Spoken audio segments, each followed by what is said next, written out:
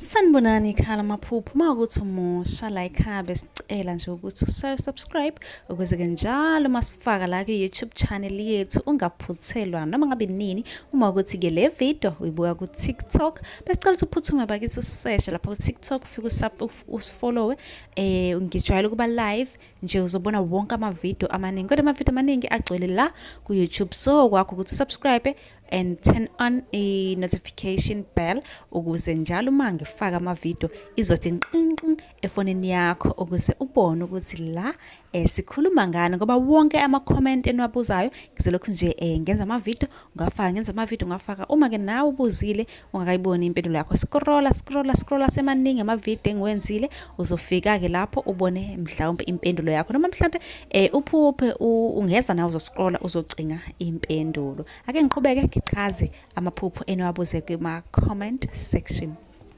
Kunobuze ngokuphupha usesikhatsini.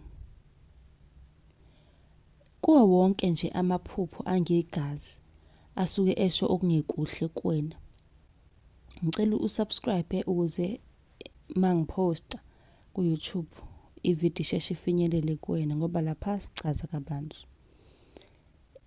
Ukuphupha iphupho nje negazi jobesho ukuthi useke sesikhatsini ubuze ukuthi ngabe lokho kusho ukuthini. Lokho nje kusuke kubika into engeyinhle kuwena. Kubantu abanemimoya uyakwazi ke ukuphupha sesikhatsini uvuke kusasa nangempela kube ukuthi usesikhatsini. Ukuphupha sesikhatsini wopha kakhulu kungachaza ingozi enkulu ezokwenzeka noma ibhadi noma kunebhadi elikulandelayo noma kukhona nje okubi okungalungile imoya ekulandelayo.